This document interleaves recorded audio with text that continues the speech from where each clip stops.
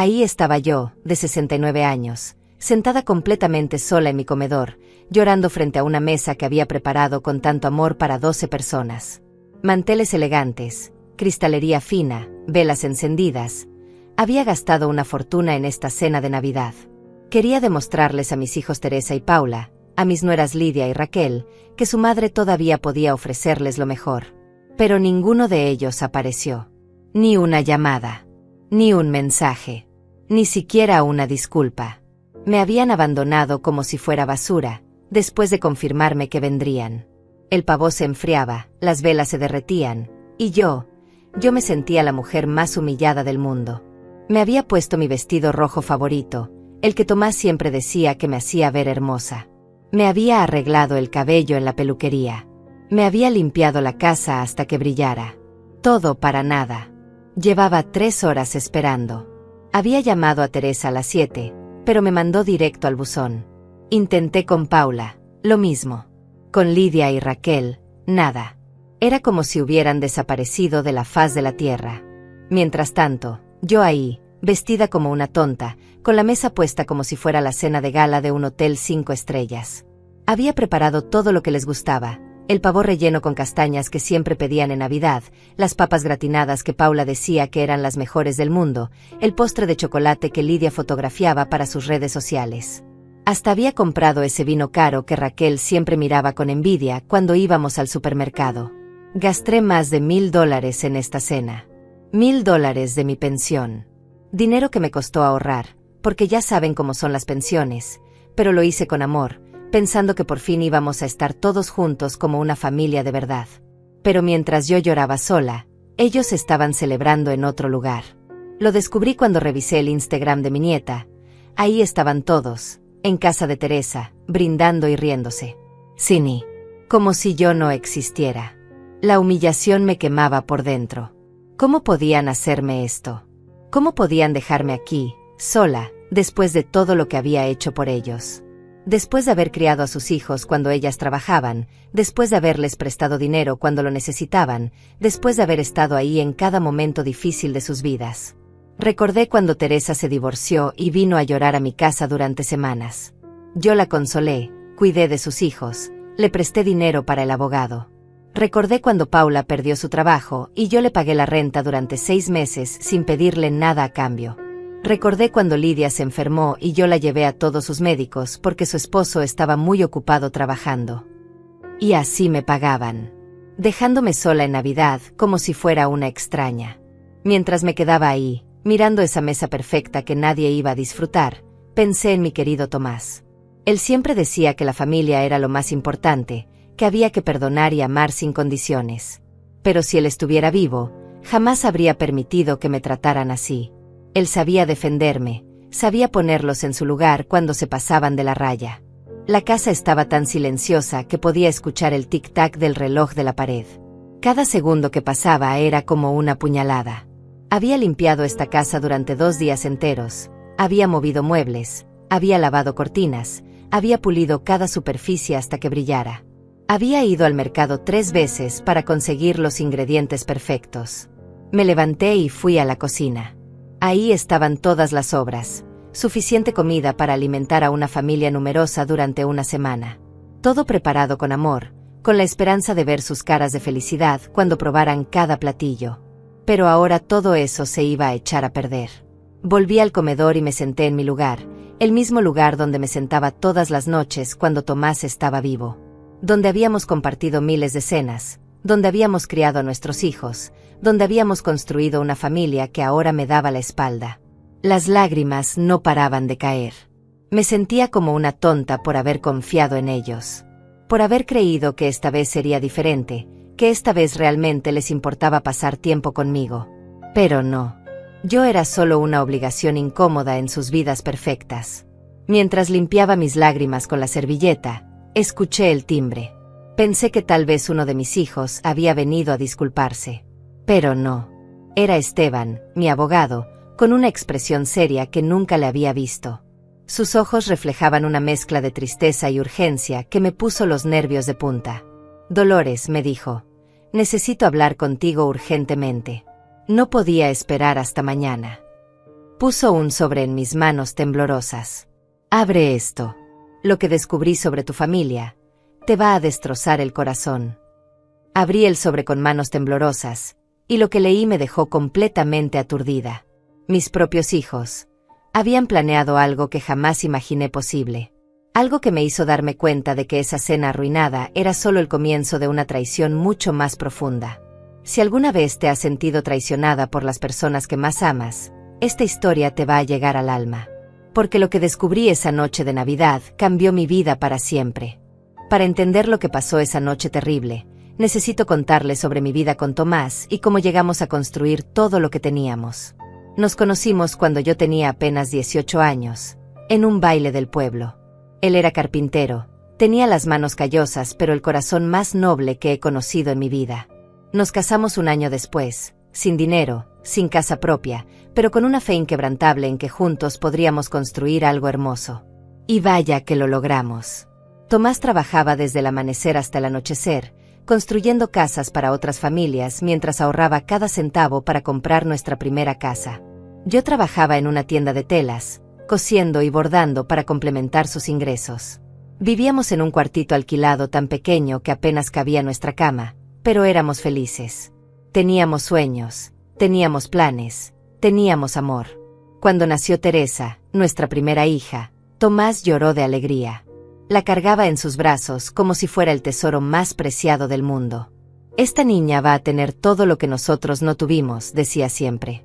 Y cumplió su promesa. Trabajó doble turno durante años para mudarnos a una casa más grande.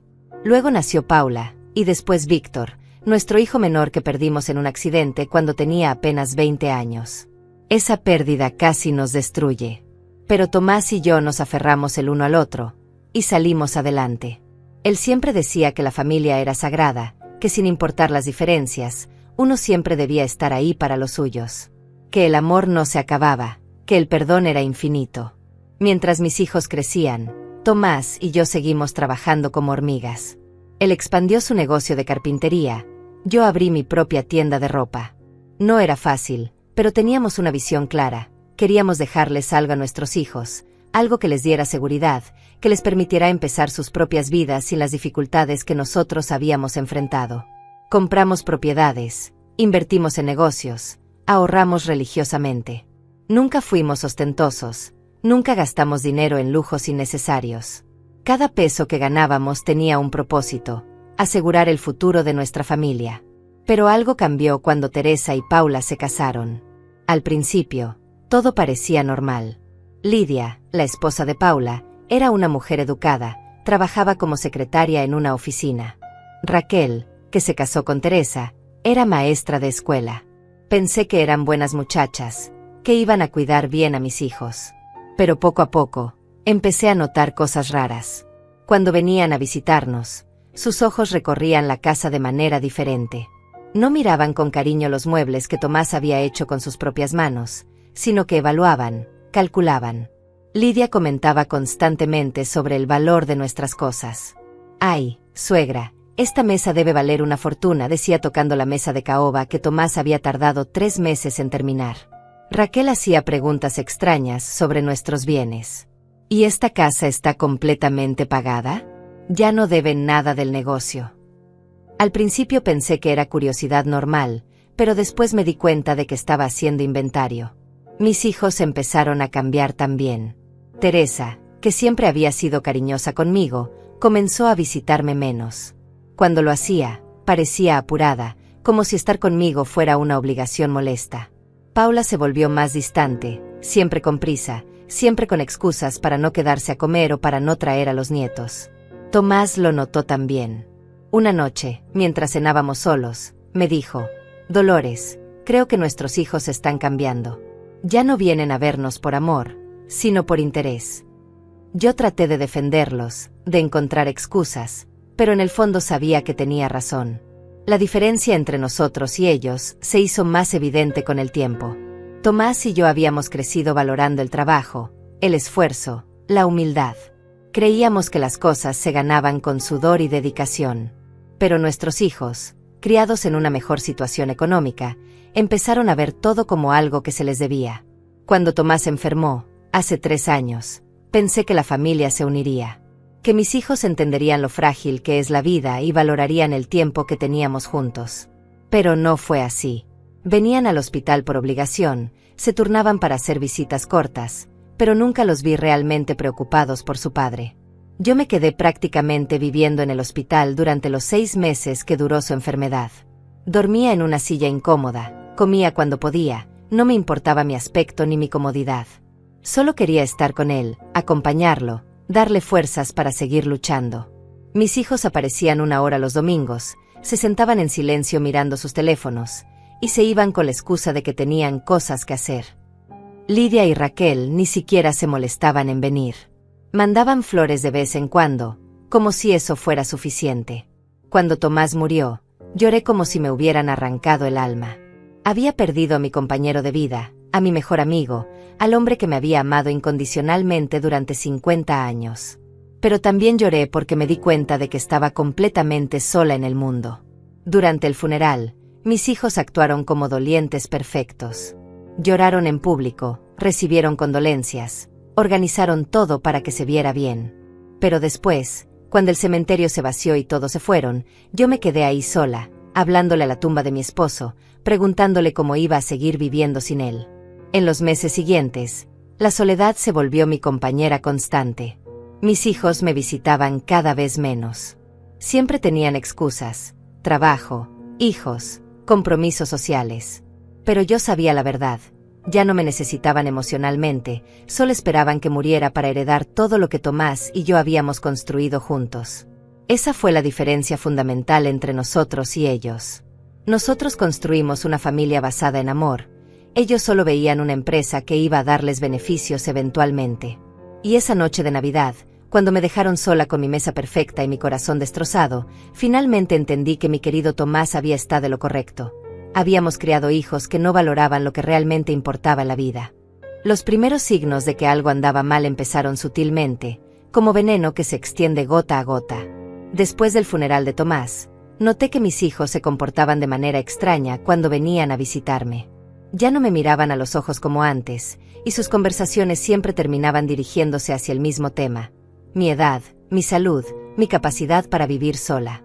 «Mamá, ¿no te parece que esta casa es demasiado grande para ti?», me preguntó Teresa un día, mientras sus ojos recorrían la sala como si estuviera evaluando cada mueble.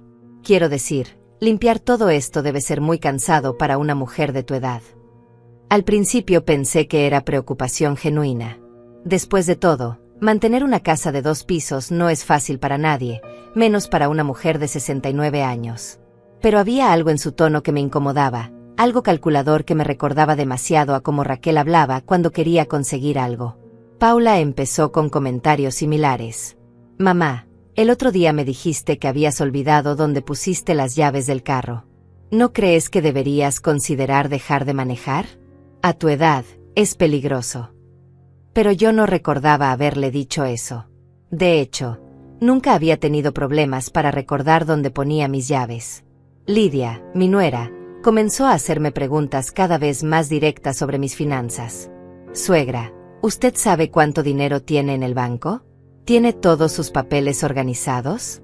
Porque a veces, cuando uno envejece, se vuelve fácil perderse con los números». Sus palabras sonaban dulces, pero había veneno detrás de esa sonrisa falsa. Raquel era más sutil, pero igual de manipuladora. Llegaba a mi casa con revistas de residencias para adultos mayores. «Mire, Dolores, qué lugares tan bonitos. Imagínese, sin preocuparse por limpiar, por cocinar, con enfermeras disponibles las 24 horas. Debe ser como vivir en un hotel de lujo». Me mostraba las fotografías como si fuera algo maravilloso, pero a mí me daba escalofríos. Empezaron a excluirme de las reuniones familiares gradualmente. Al principio eran excusas pequeñas: «Mamá, vamos a ser poquitos, no vale la pena que te molestes en venir». O «Es solo una reunión rápida, no queremos cansarte». Pero después me enteré por mis nietos que habían sido fiestas grandes, con toda la familia extendida presente. Lo que más me dolía era cómo hablaban de mí cuando pensaban que no estaba escuchando. Una tarde, llegué temprano a casa de Teresa y las escuché en la cocina. Lidia decía: «Yo creo que tu mamá ya no está bien de la cabeza». El otro día me contó la misma historia 3 veces. Raquel respondió, sí, y miren cómo vive sola en esa casa enorme. Es un peligro para ella y para los vecinos. Teresa, mi propia hija, agregó, pero ustedes saben cómo es de terca. Nunca va a aceptar que necesita ayuda. Va a tener que pasar algo grave para que entre en razón. Me quedé paralizada detrás de la puerta. ¿Algo grave? ¿Qué querían decir con eso? ¿Acaso estaban esperando que me cayera por las escaleras o que tuviera un accidente para poder tomar decisiones por mí? Fingí que no había escuchado nada y entré a la cocina como si acabara de llegar. Sus caras cambiaron inmediatamente, pusieron sonrisas falsas y me hablaron con esa voz empalagosa que usan los adultos cuando hablan con niños pequeños. Las visitas se volvieron más espaciadas, pero cuando venían, siempre traían el mismo tema: mi seguridad, mi salud, mi capacidad para vivir independientemente. Era como si hubieran coordinado una campaña para convencerme de que era una anciana inútil que no podía cuidarse sola. Paula empezó a llegar sin avisar, supuestamente para verificar que estuviera bien.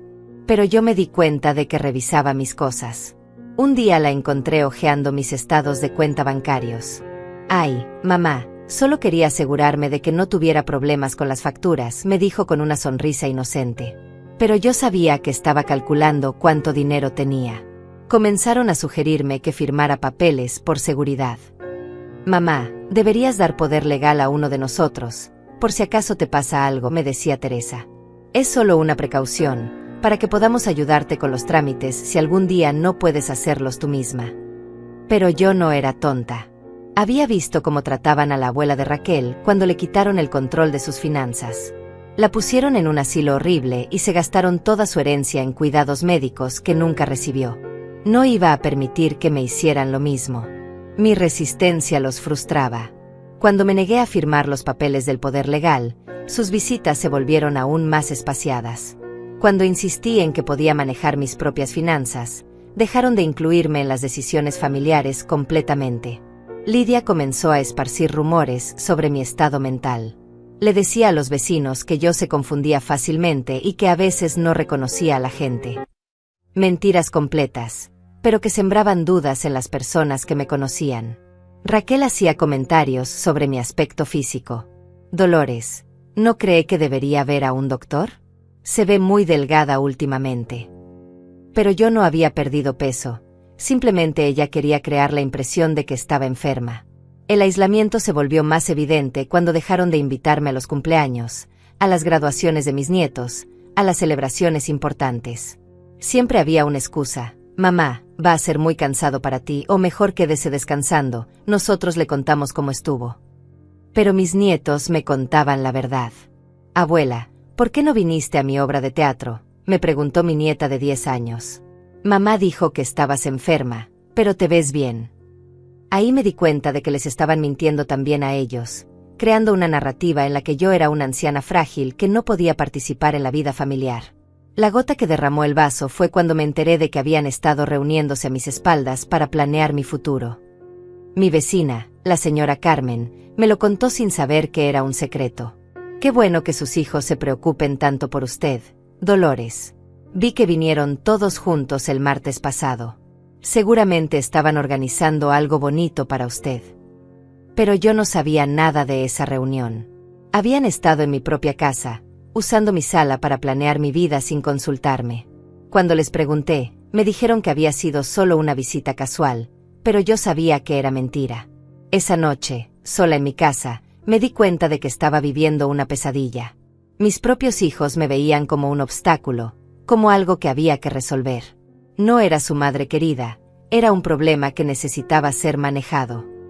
Y lo peor de todo era que lo hacían con sonrisas falsas, con palabras dulces, con una crueldad disfrazada de amor que me dolía más que cualquier insulto directo. La tensión crecía cada día. Yo sabía que algo estaba por suceder, pero no imaginaba qué. Solo sentía que se acercaba una tormenta, y que cuando llegara, mi vida cambiaría para siempre. El momento que cambió todo llegó 3 días antes de Navidad, y fue tan devastador que aún siento escalofríos cuando lo recuerdo. Yo había ido al banco a retirar dinero para las compras navideñas cuando me encontré con Gustavo, el contador de la familia, en el estacionamiento. Él se veía nervioso, sudoroso, como si hubiera visto un fantasma. Señora Dolores, me dijo evitando mi mirada, qué casualidad encontrarla aquí. Pero no era casualidad. Gustavo había sido el contador de Tomás durante 20 años, manejaba nuestras inversiones, conocía cada centavo que teníamos. Y algo en su comportamiento me alertó inmediatamente. Sus manos temblaban, se pasaba la lengua por los labios como hacía siempre que estaba nervioso. Gustavo, ¿qué está pasando? ¿Te ves muy alterado?, le pregunté. Él miró hacia todos lados, como si temiera que alguien lo estuviera escuchando.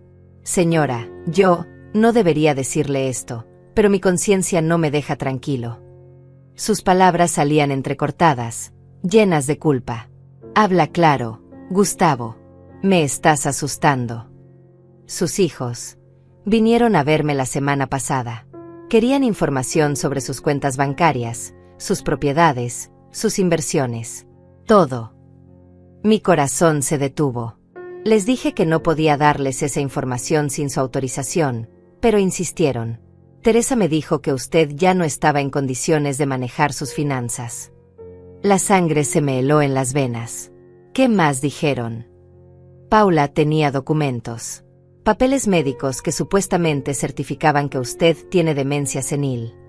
Las palabras de Gustavo me golpearon como martillazos. Yo les dije que necesitaba hablar con usted primero, pero Raquel me amenazó con demandarme si no cooperaba. ¿Papeles médicos? Pero si yo nunca he ido a ningún psiquiatra. Nunca me han diagnosticado demencia. Gustavo bajó la cabeza avergonzado. Señora, yo conozco a su familia desde hace décadas. Sé que usted está perfectamente bien mentalmente. Pero esos documentos parecían oficiales. Tenían sellos, firmas de doctores. ¿Doctores? ¿Qué doctores? El doctor Martínez, el que atiende a Lidia. Al parecer él fue quien hizo la evaluación. Mi mundo se desplomó. El doctor Martínez era ginecólogo, no psiquiatra. ¿Cómo podía haber hecho una evaluación de demencia? Gustavo, necesito que me digas exactamente qué más hablaron. Él se acercó más, bajando la voz como si estuviéramos conspirando. Señora, lo que voy a decirle la va a destrozar. Sus hijos están planeando internarla en el Hogar San José después de Año Nuevo. Ya pagaron el depósito.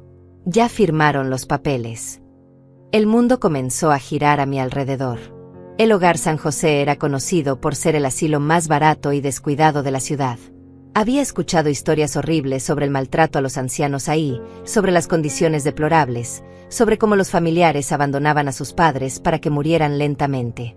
No puede ser verdad, murmuré, pero en el fondo sabía que sí lo era. Hay más, señora.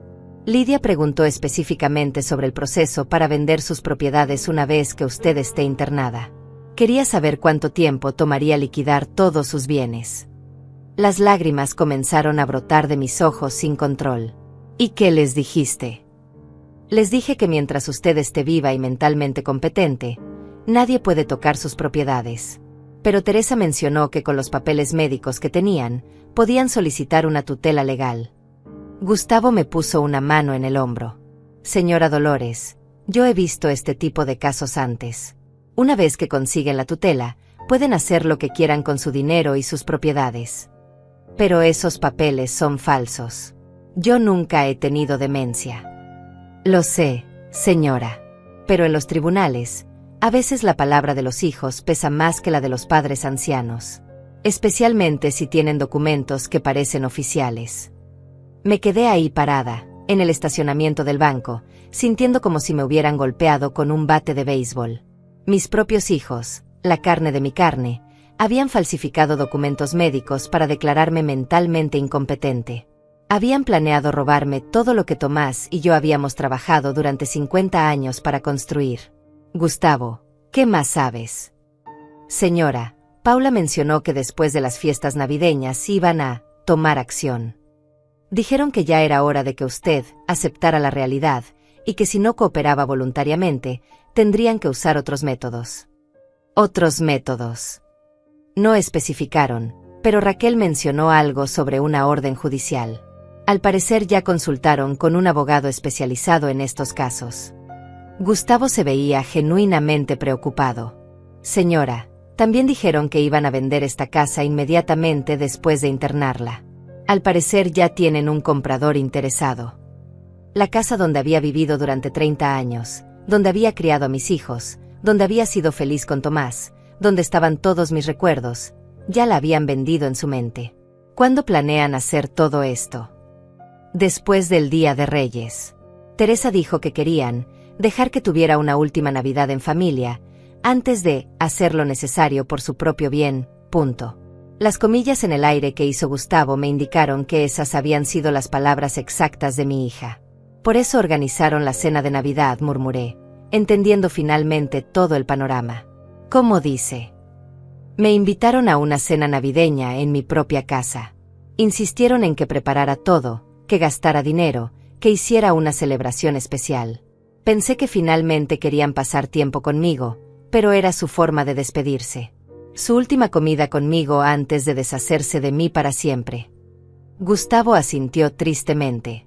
Señora, yo no debería haberle dicho nada de esto. Si se enteran de que le conté, pueden arruinar mi negocio. Pero no podía quedarme callado viendo cómo la iban a traicionar. Gustavo, ¿qué debo hacer? Busque ayuda legal inmediatamente.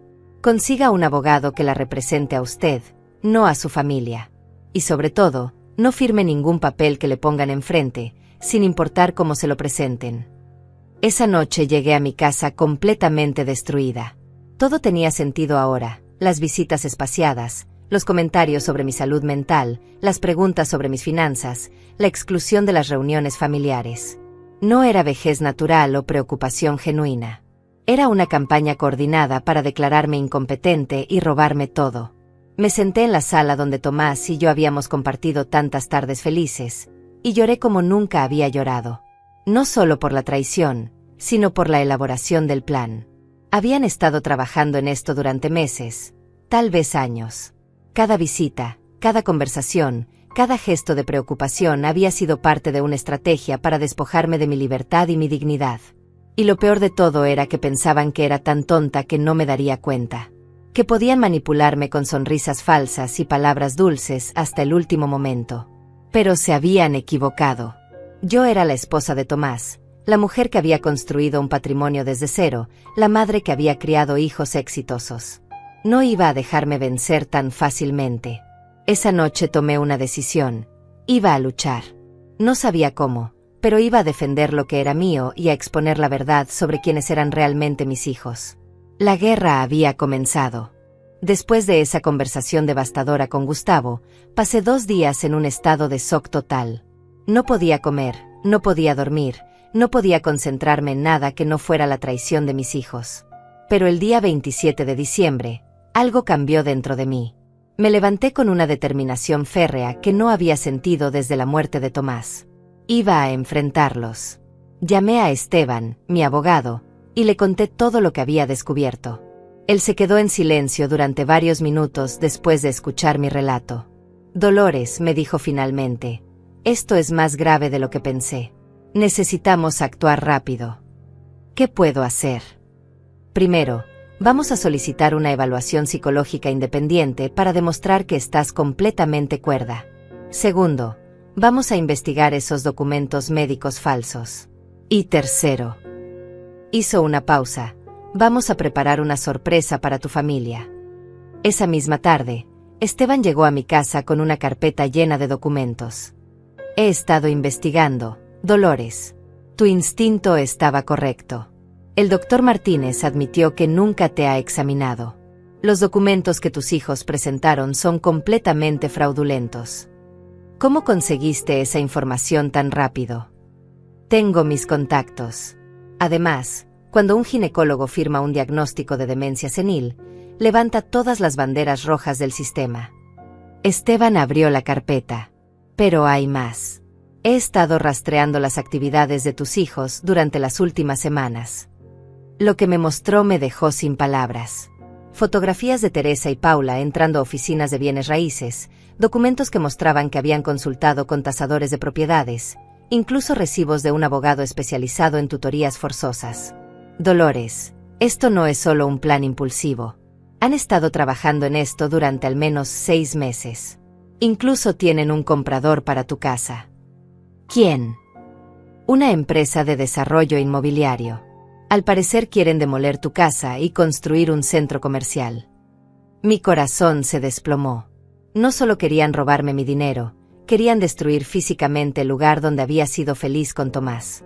Esteban, ¿qué sugieres que haga? Vamos a confrontarlos, pero no de la manera que esperan. Sus ojos brillaron con una determinación que me dio esperanza.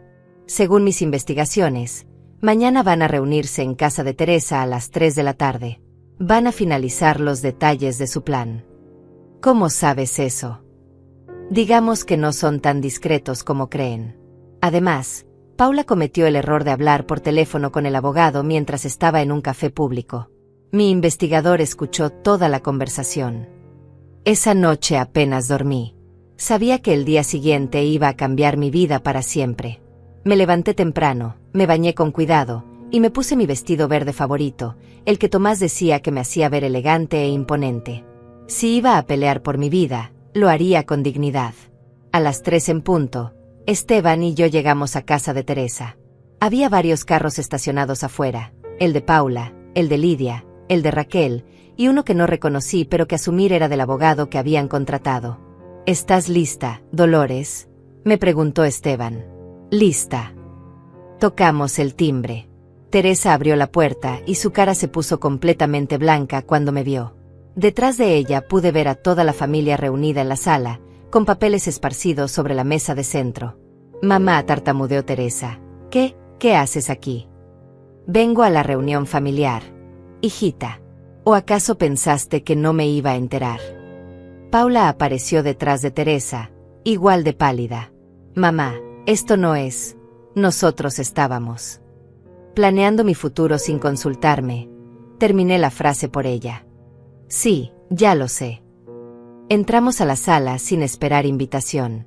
Ahí estaban todos, Lidia y Raquel sentadas en el sofá como si fuera su propia casa, un hombre con traje que obviamente era el abogado, y papeles por todas partes. Pude ver documentos con el membrete del Hogar San José, contratos de venta de propiedades, y lo que parecían ser los papeles médicos falsos.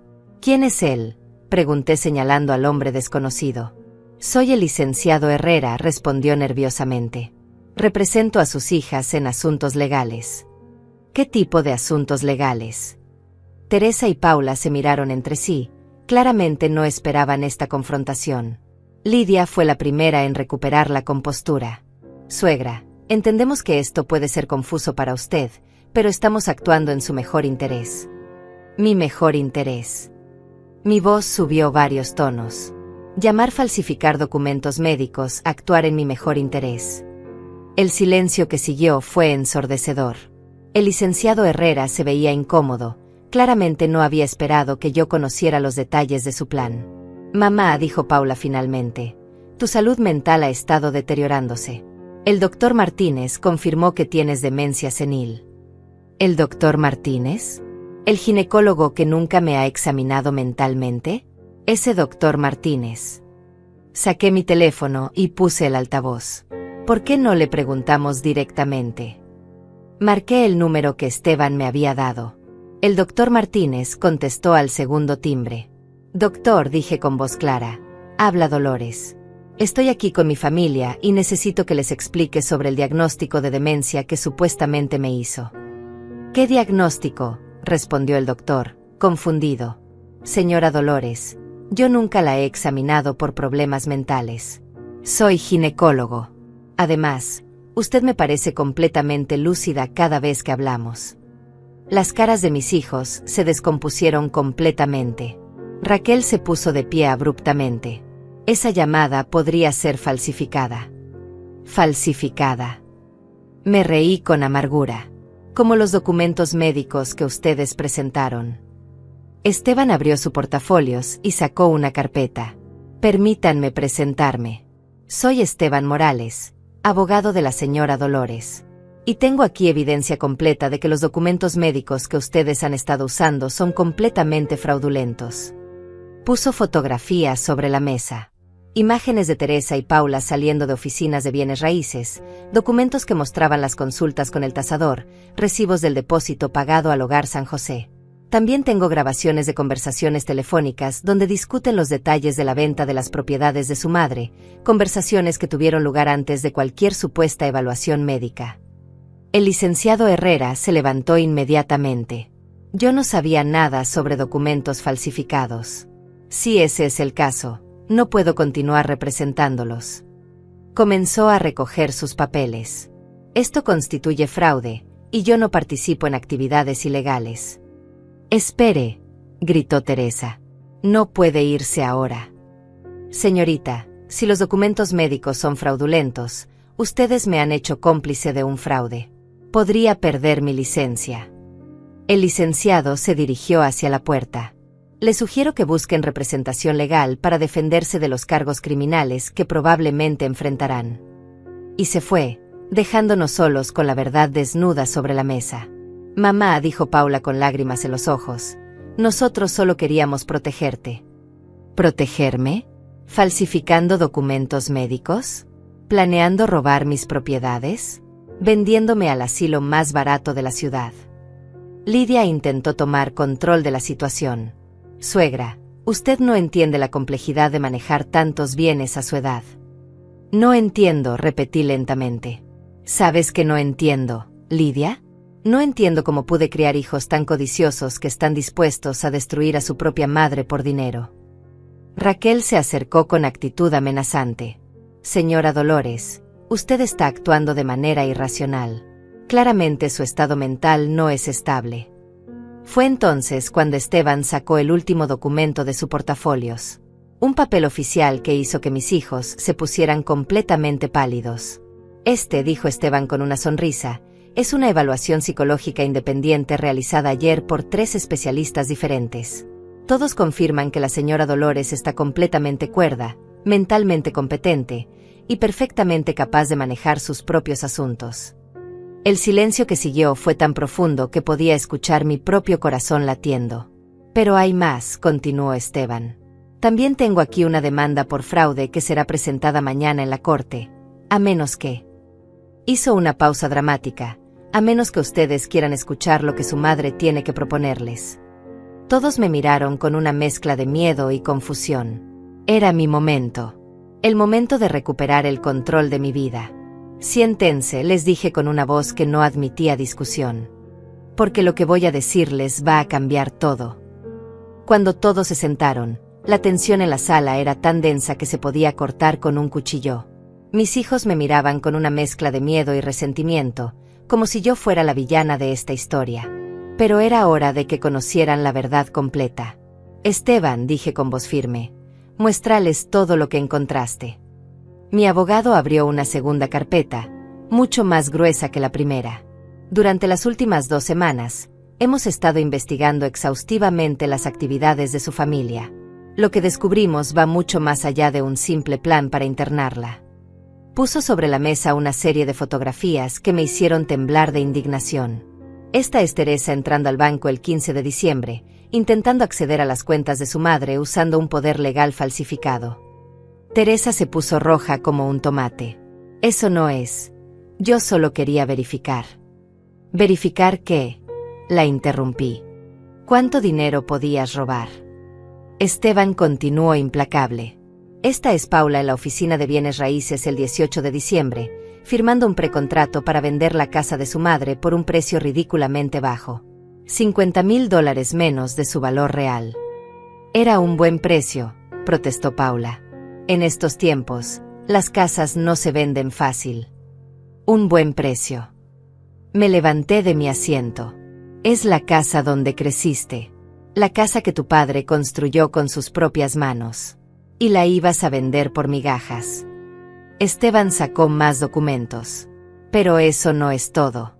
Aquí tenemos registros bancarios que muestran que Lidia ha estado retirando dinero de la cuenta de gastos médicos que su suegra había establecido para emergencias familiares. Lidia se puso pálida. Eso era para los gastos del asilo. Era dinero que de todas formas se iba a usar para su cuidado. Gastos del asilo. Mi voz tembló de rabia. Esa cuenta tenía $50,000 que había ahorrado para emergencias familiares, para ayudarlos a ustedes si lo necesitaban. Pero aquí está lo más interesante, continuó Esteban, y sacó una grabadora pequeña. Esta es una conversación que tuvo lugar hace una semana en un restaurante público. Por suerte, la mesa de al lado tenía muy buen oído. Presionó play, y la voz de Raquel llenó la habitación. Una vez que la vieja esté internada, podemos liquidar todo en 6 meses. La casa, las propiedades de alquiler, las inversiones, todo. La voz de Teresa respondía, ¿y si se resiste? Si no quiere firmar los papeles. Por eso necesitamos los documentos médicos. Una vez que la declaren incompetente, podemos hacer lo que queramos. Ella ni siquiera se va a enterar. La voz de Paula se escuchó claramente. Lo mejor es que el Hogar San José es tan barato que nos va a sobrar casi todo el dinero. Podemos dividirnos la herencia mientras ella todavía está viva. Raquel se rió en la grabación. Y si se tarda mucho en morirse, siempre podemos reducir los cuidados médicos. Esos lugares son famosos por eso. El silencio que siguió en la sala fue ensordecedor. Yo me quedé petrificada. No era solo que quisieran robarme mi dinero, estaban planeando acelerar mi muerte.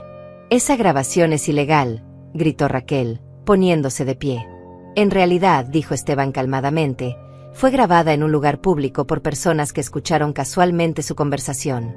Completamente legal. Saqué fuerzas de donde no sabía que tenía. Raquel, acabas de escucharte diciendo que podían reducir mis cuidados médicos si me tardaba mucho en morir. Yo no dije eso. Están sacando las cosas de contexto. Contexto. Me acerqué a ella hasta quedar frente a frente. ¿En qué contexto está bien planear la muerte de tu suegra? Esteban continuó con la exposición. También tenemos copias de mensajes de texto entre ustedes. Leyó de su teléfono. Teresa a Paula, 20 de diciembre. La vieja está sospechando algo. Tenemos que acelerar el plan. Paula a Lidia, 22 de diciembre. El abogado dice que necesitamos más evidencia de demencia. Puedes conseguir que el doctor firme más papeles. Lidia a Raquel, 23 de diciembre. Ya pagué el depósito del asilo. Dijeron que pueden tenerla internada inmediatamente después de Año Nuevo. Cada mensaje era como una puñalada en mi corazón. No solo habían planeado traicionarme, habían documentado cada paso de su traición. Pero aquí está mi favorito, dijo Esteban con sarcasmo. Raquel a Teresa, 24 de diciembre. Asegurémonos de que la cena de Navidad sea especial. Va a ser la última que pase en su casa.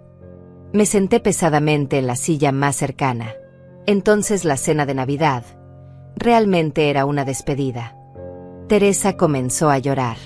Mamá, nosotros no queríamos lastimarte. Solo pensamos que sería más fácil si no sabías lo que estaba pasando. Más fácil. Mi voz se quebró. ¿Más fácil que engañarme? ¿Que robarme? ¿Que planear mi muerte? Paula se acercó, tratando de tomar mi mano. Mamá, tú no entiendes. Mantener todas esas propiedades es muy complicado. Pensamos que sería mejor si nosotros nos encargáramos de todo. No mientas, exploté. En esos mensajes claramente hablan de dividirse la herencia, no de administrarla por mí. Esteban sacó más documentos. También encontramos esto. Era una hoja con cálculos escritos a mano en la letra de Lidia. Aquí está el desglose de cómo planeaban dividir los bienes de su madre. Leyó en voz alta. Casa principal, $380,000. Propiedades de alquiler, $220,000. Inversiones, $150,000. Cuentas bancarias, $95,000. Total, $845,000. Dividido entre 4, $211,250 cada una. ¿4? Pregunté confundida. Pero son 3. Teresa, Paula y... Aparentemente, dijo Esteban, Raquel se las había arreglado para incluirse como beneficiaria, a pesar de que no es mi hija biológica. Raquel se puso roja de ira.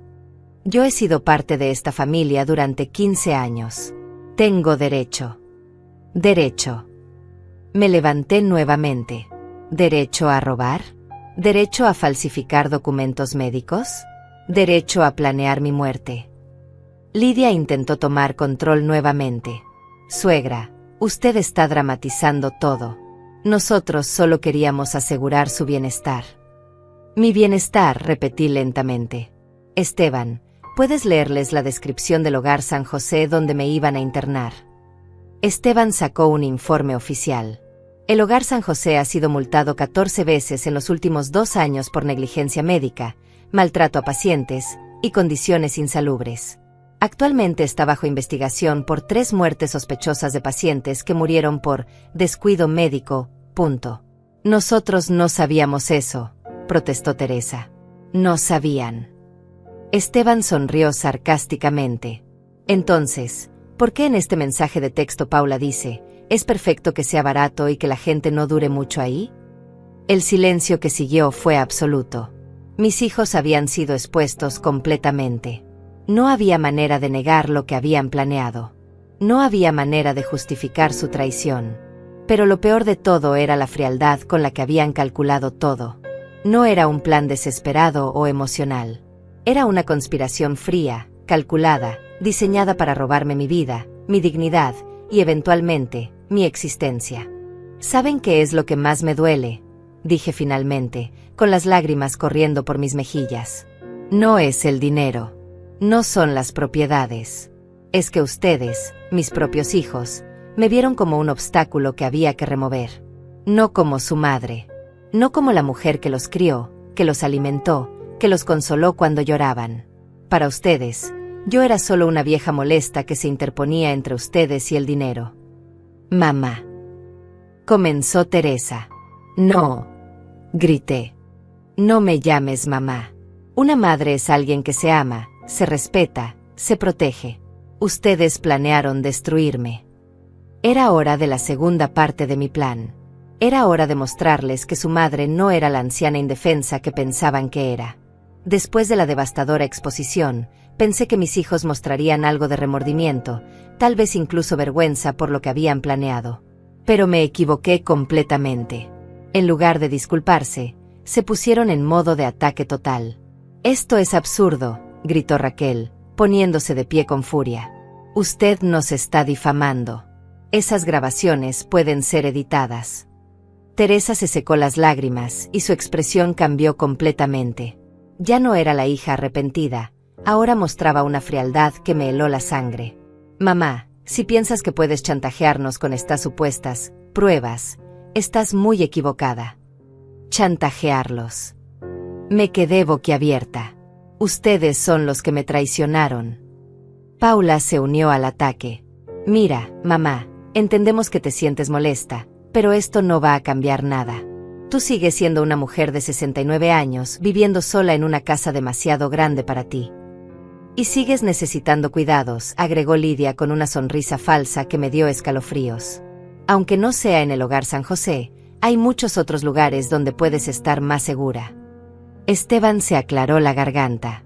«Señoras, creo que no entienden la situación legal en la que se encuentran. Falsificar documentos médicos es un delito grave. ¿Quién va a creerle a un viejo abogado y a una anciana senil contra 4 personas más jóvenes?», respondió Raquel con descaro. «Nosotros podemos contratar mejores abogados». Además, dijo Teresa con una sonrisa cruel, ¿quién dice que esas grabaciones son reales? En estos tiempos, cualquier cosa se puede falsificar con tecnología. Paula se cruzó de brazos. «Y mamá, aunque todo esto fuera verdad, ¿realmente crees que la gente va a simpatizar contigo? Eres una mujer mayor, sola, sin nadie más que te cuide. Nosotros somos tus únicas familiares». «Exacto», confirmó Lidia. «Si nos denuncias, si tratas de exponernos públicamente, ¿quién va a cuidarte cuando realmente necesites ayuda? ¿Quién va a visitarte en el hospital? ¿Quién va a estar ahí cuando te mueras?». Sus palabras eran como veneno puro. No solo habían planeado robarme y abandonarme, ahora me estaban amenazando con el aislamiento total si me atrevía a defenderme. «Además», continuó Teresa, «nosotros podemos hacer que tu vida se vuelva muy complicada. Podemos contarle a todo el vecindario que estás perdiendo la cabeza, que eres peligrosa para ti misma y para otros». Raquel asintió con malicia. Ya hemos empezado, de hecho. Los vecinos ya están preocupados por ti. La señora Carmen me dijo que te ve hablando sola en el jardín. Eso es mentira, protesté. ¿Quién va a creerle a una anciana contra testimonios de múltiples personas? Paula se rió cruelmente. Nosotros podemos hacer que todo el mundo piense que realmente estás loca. Lidia sacó su teléfono. Y en estos tiempos de redes sociales, es muy fácil arruinar la reputación de alguien. Una publicación aquí, un video ahí. Podemos hacer que toda la ciudad sepa que Dolores Méndez es una anciana desequilibrada que acusa falsamente a su propia familia. ¿Me están amenazando?, pregunté, incrédula. Te estamos explicando la realidad, respondió Teresa fríamente. Tú dependes de nosotros más de lo que crees. ¿Quién crees que va a ayudarte cuando tengas una emergencia médica? ¿Quién va a lidiar con tu funeral cuando te mueras? Y hablando de funerales, agregó Raquel con una sonrisa siniestra, sería una lástima que cuando llegue ese momento no haya dinero suficiente para un entierro digno. Especialmente si has gastado todo tu dinero en abogados peleando contra nosotros.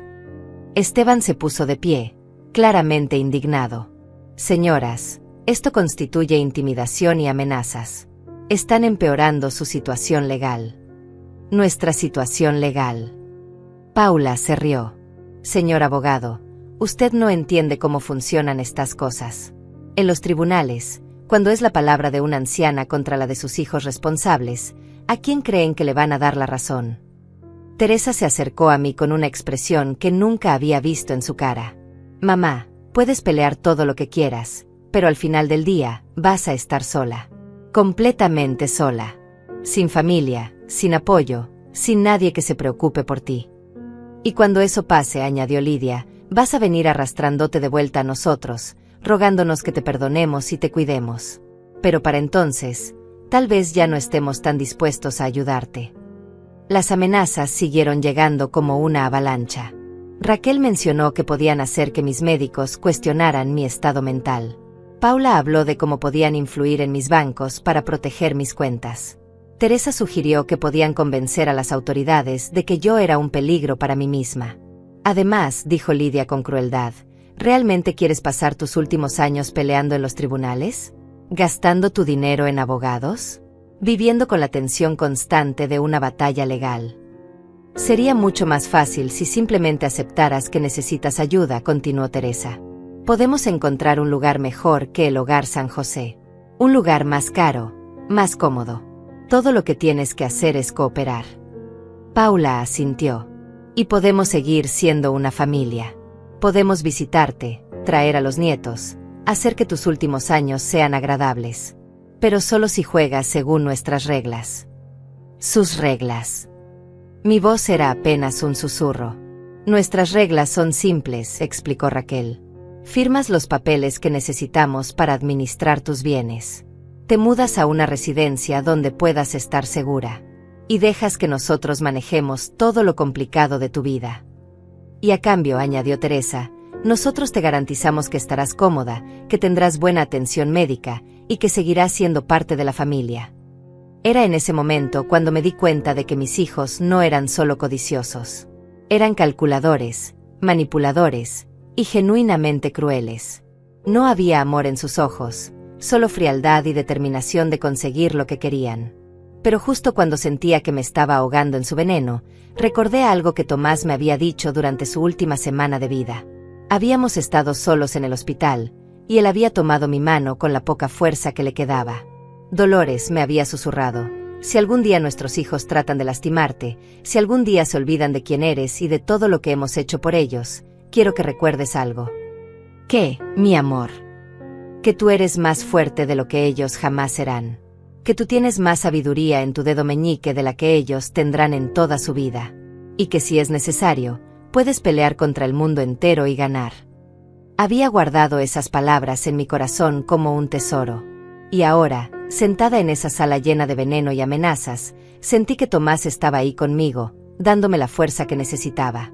Me levanté lentamente, con una dignidad que salía desde lo más profundo de mi ser. Mis hijos me miraron expectantes, probablemente pensando que me había rendido, que había aceptado su chantaje. Pero se equivocaron completamente. ¿Terminaron? Pregunté con una voz tan calmada que hasta yo me sorprendí.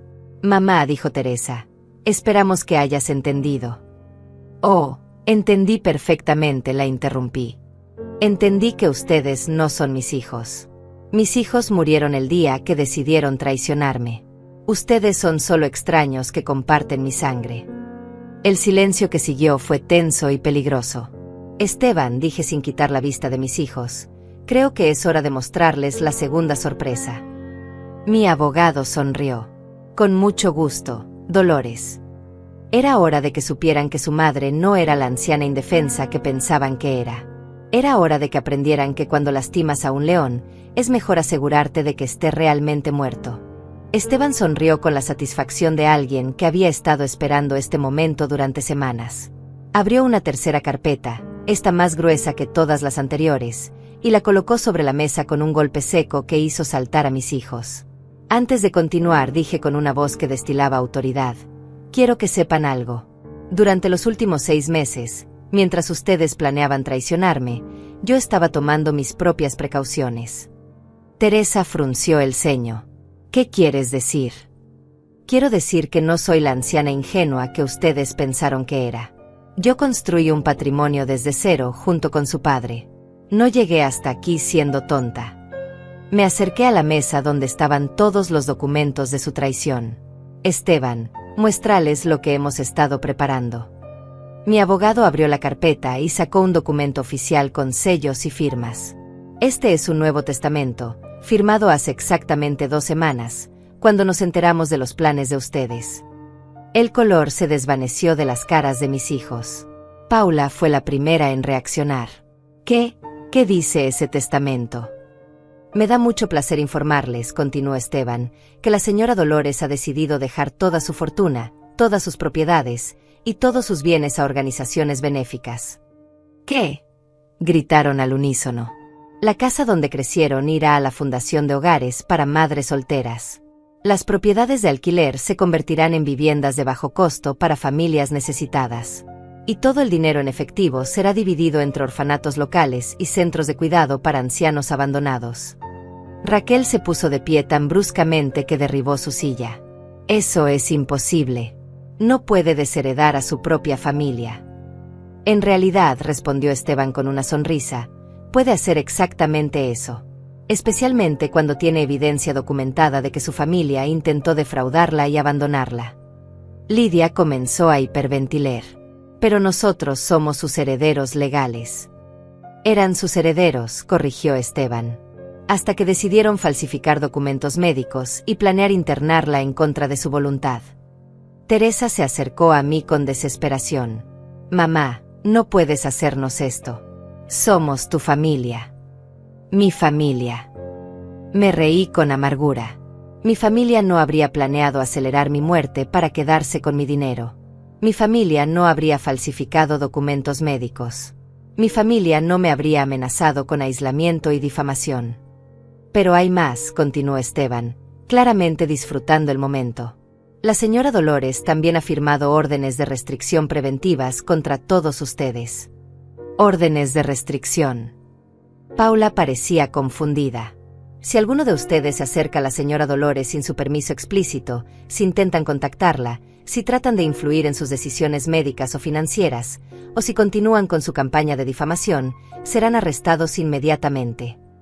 Además, agregué yo, he contratado seguridad privada para mi casa. Y he informado a todos mis médicos, bancos y abogados sobre su conspiración. Ya no tienen ningún acceso a mi información personal. Raquel estaba temblando de ira. Esto es una locura. Usted no puede cortarnos completamente de su vida. No puedo. Me acerqué a ella hasta quedar cara a cara.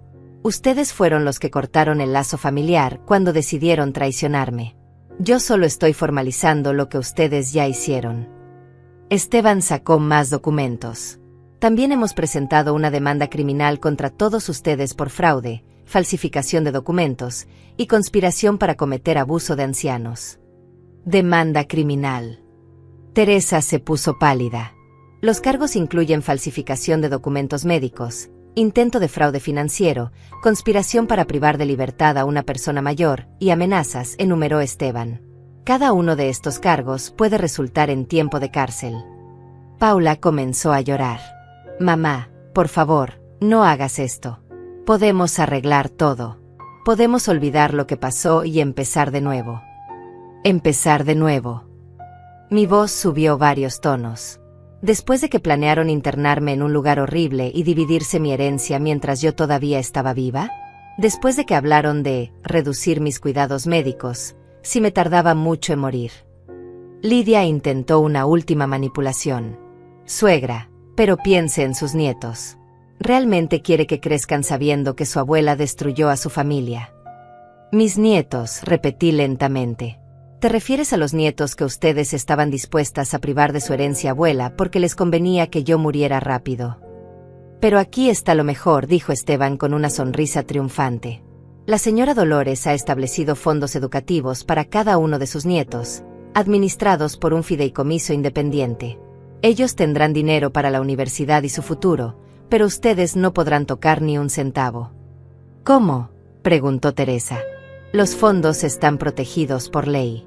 Sus hijos podrán recibir la educación que merecen, pero ustedes no se podrán beneficiar económicamente de ello de ninguna manera. Era perfecto. Mis nietos, que eran inocentes en todo esto, estarían protegidos. Pero mis hijos, que habían planeado traicionarme, no verían ni un peso. Además, continué, he creado un video testimonial completo donde explico exactamente lo que ustedes planearon hacerme. Ese video está guardado en múltiples lugares seguros, y será liberado públicamente si algo me sucede de manera sospechosa. Raquel estaba furiosa. Nos está chantajeando. No, respondí calmadamente. Les estoy protegiendo. Si realmente se preocupan por mí como dicen, no deberían tener problema en que yo tome precauciones para mi seguridad. Paula cayó de rodillas. Mamá, por favor. Te prometo que podemos cambiar. Que podemos ser mejores. Dame una oportunidad. Una oportunidad. La miré con tristeza. Paula, ustedes tuvieron 70 años de oportunidades para ser buenos hijos. Eligieron desperdiciar todas y cada una de ellas. Teresa se acercó desesperada. Mamá, si haces esto, realmente te vas a quedar sola. Sin familia, sin nadie que te ame. ¿Saben qué?, dije con una sonrisa que salía desde lo más profundo de mi alma. Prefiero estar sola con mi dignidad que acompañada por personas que planean matarme por dinero. Esteban cerró las carpetas. La reunión ha terminado. Tienen 24 horas para desalojar cualquier pertenencia que puedan tener en la casa de la señora Dolores. Después de eso, cualquier contacto será considerado violación de la orden de restricción. Y una cosa más, agregué mientras se dirigían hacia la puerta. Quiero que sepan que sus acciones han liberado algo en mí que no sabía que existía. Me han mostrado de que soy capaz cuando me atacan. Y créanme, no querrán volver a subestimarme nunca.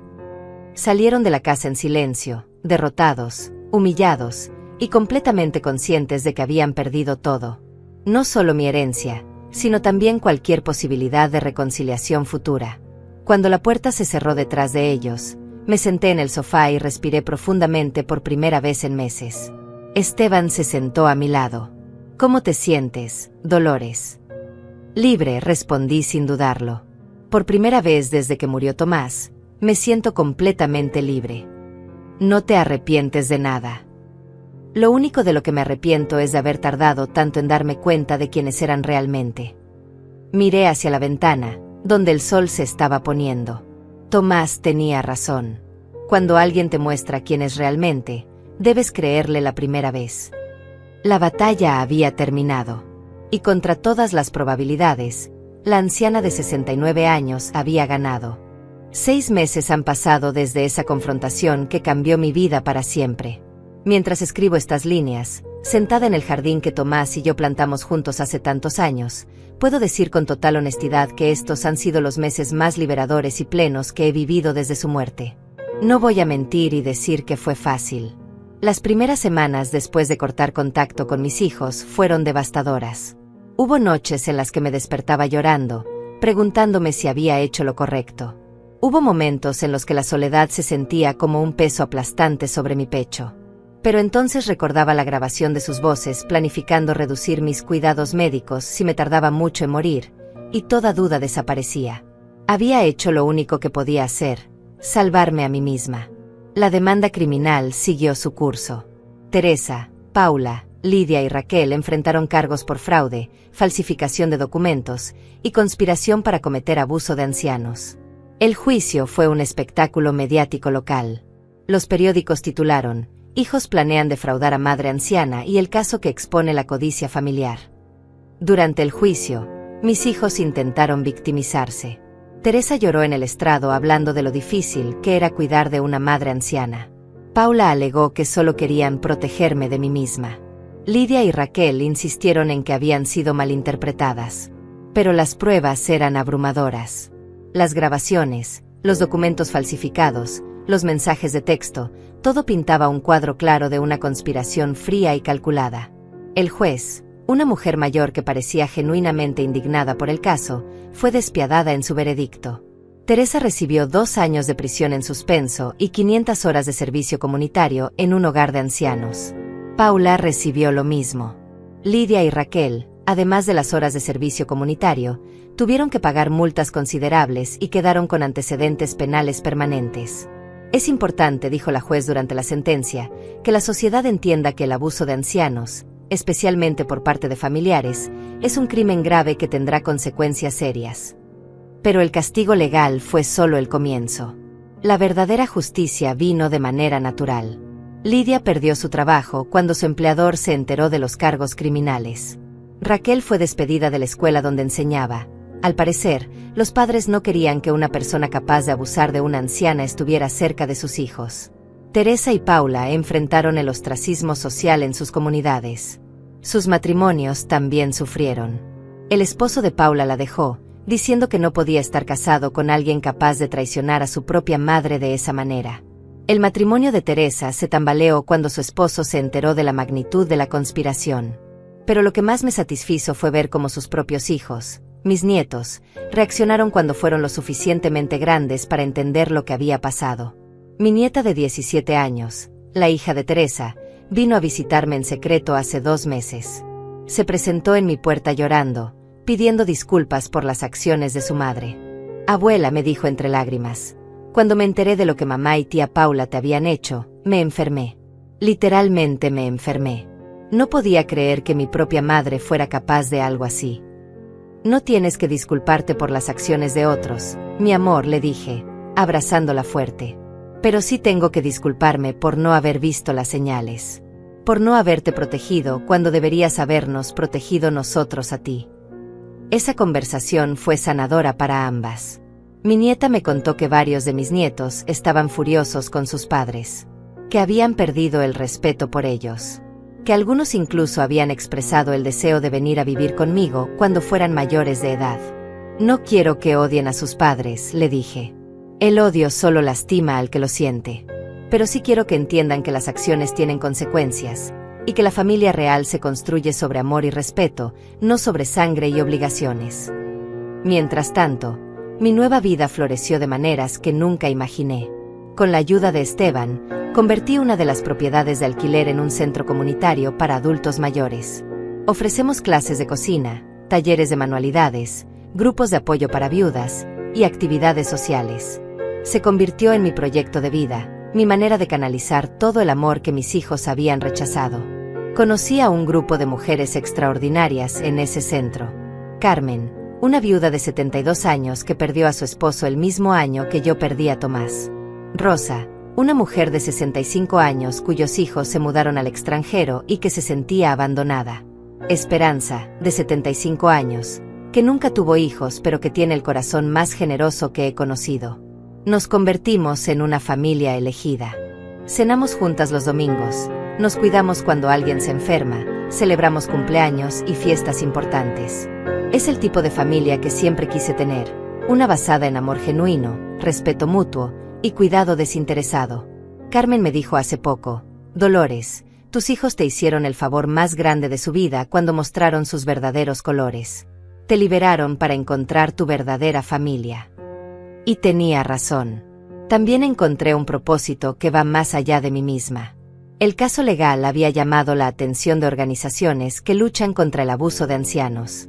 Me invitaron a dar charlas en centros comunitarios, universidades y conferencias legales sobre mi experiencia. Al principio era difícil contar mi historia públicamente, pero me di cuenta de que compartir mi experiencia podía ayudar a otros adultos mayores a reconocer las señales de abuso familiar y a defenderse antes de que fuera demasiado tarde. El abuso de ancianos por parte de familiares es más común de lo que la gente piensa, les digo a mis audiencias. Pero es también algo de lo que se puede defender si se mantiene alerta y se actúa rápidamente. Una mujer de 80 años se me acercó después de una de mis charlas, llorando. «Señora Dolores», me dijo, «mi hijo está haciendo exactamente lo mismo que hicieron los suyos». Después de escucharla, me di cuenta de que no estoy loca, que realmente está tratando de quitarme mi casa. La conecté con Esteban, quien la ayudó a proteger sus bienes y a exponer las manipulaciones de su hijo. Casos como este me confirmaron que mi experiencia dolorosa podía transformarse en algo útil para otros.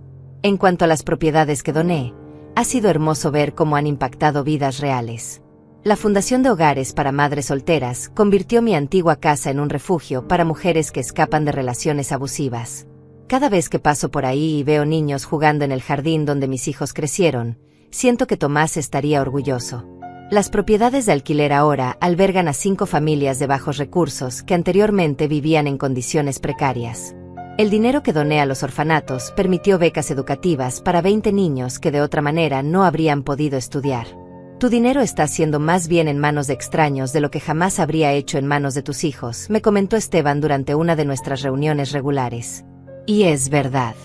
Mis hijos habrían gastado esa herencia en casas más grandes, carros más caros, vacaciones más lujosas. En cambio, ahora está construyendo futuros, protegiendo a los vulnerables y creando oportunidades para quienes más las necesitan. ¿Me arrepiento de mi decisión? Jamás. ¿Extraño a mis hijos? Extraño a los niños que fueron, no a los adultos codiciosos en los que se convirtieron. ¿Me siento sola? Todo lo contrario. Estoy rodeada de amor genuino, propósito real, y una paz que no había sentido en años. Hace una semana recibí una carta de Teresa. Era la primera comunicación directa desde el juicio. En ella me pedía perdón y me rogaba que reconsiderara mi decisión sobre la herencia. Decía que había aprendido su lección y que quería reconstruir nuestra relación. La leí una vez y la tiré a la basura. Algunas heridas son demasiado profundas para sanar. Algunas traiciones son demasiado fundamentales para perdonar. Y algunas personas muestran su verdadera naturaleza de manera tan clara que sería tonto darles una segunda oportunidad para lastimarte. Mientras el sol se pone en mi jardín, rodeada del aroma de las rosas que Tomás plantó para mí, puedo decir que estoy en paz. No porque haya ganado una batalla legal, sino porque finalmente entendí una verdad fundamental. La familia real no es la que te da la vida, sino la que hace que valga la pena vivirla. A cualquier persona que esté pasando por una situación similar, le digo esto: nunca es demasiado tarde para defenderte. Nunca eres demasiado viejo para exigir respeto. Y nunca debes permitir que alguien, sin importar cuánta sangre compartan contigo, te quite tu dignidad. Porque al final del día, la mayor herencia que podemos dejar no es dinero o propiedades. Es el ejemplo de cómo vivir con honor, cómo defenderse contra la injusticia, y cómo construir una vida llena de amor auténtico. Esa es la herencia que les estoy dejando a mis nietos. Y esa es la herencia que me estoy dando a mí misma.